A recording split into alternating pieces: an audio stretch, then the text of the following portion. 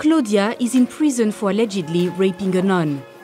And if you look behind you, so is she. And so is this woman and her infant. All 6 of these women and their kids have been detained for the last 18 months for the same sexual assault. An assault some of their male relatives stand accused of. But they are not alone. Many women in Madagascar's prisons have been accused of being accomplices for crimes committed by husbands, sons or brothers. For the theft of bedsheets or cinnamon, even rape and murder. More than half of the country's prisoners are currently in prison on pre-trial detention.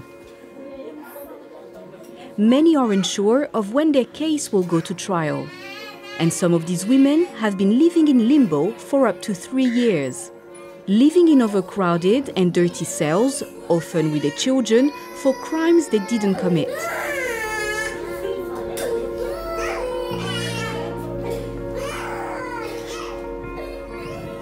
You're about to experience life in Madagascan prisons for yourself. This immersive video allows you to control the camera with your mouse or finger, so look up, down and around as we explore the prisons together. This is Antsirabe prison, just a few hours' drive south of the island's capital. More than 60 women are detained within these walls. More than half of them are on pre-trial detention.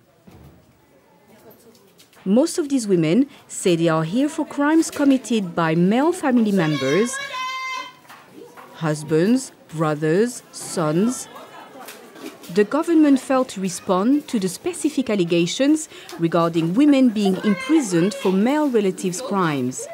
But the Justice Minister did blame the rise in pretrial detention on population growth and an increase in crime.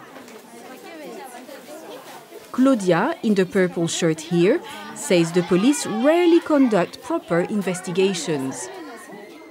Instead, a dragnet style of policing is adopted in the country. In her case, over 50 people, including women and children, were arrested for raping the same nun. 18 months on, and Claudia is still awaiting trial. Although conditions in the prison are poor, Claudia says the biggest challenge is getting enough to eat. Detainees typically receive less than half of the 750 grams of cassava required by Malagasy law. The government said it has launched a pilot in 2 prisons to improve the detainees' food rations. But the women below you are lucky. Unlike Claudia, they have family who bring in food for them.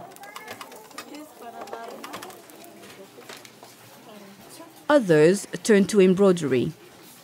This not only helps pass the hours, but helps generate a meager income which they use to buy meat and vegetables.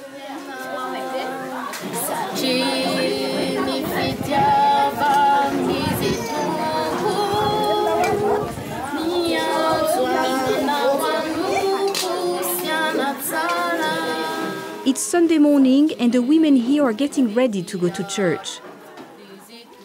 The church is located in the men's compound. And the weekly service is the one chance Claudia gets to see her husband. He's also at Antsirabe for the rape of the nun.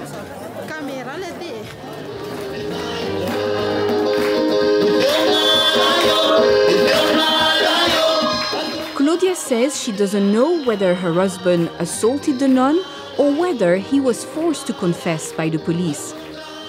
She says she was slapped until she gave them the response they were looking for. But doubts have now grown roots in her mind. Looking across the men's compound each day, she now knows one thing for certain. She says she will leave her husband when she gets out. Staying with him will only mean going back to jail.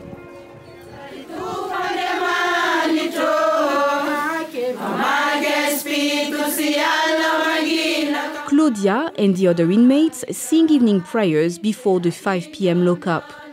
They say they pray for their children who are missing out on an education. They pray for their day in court. But most of all, they pray for the forgiveness of the men who put them in here.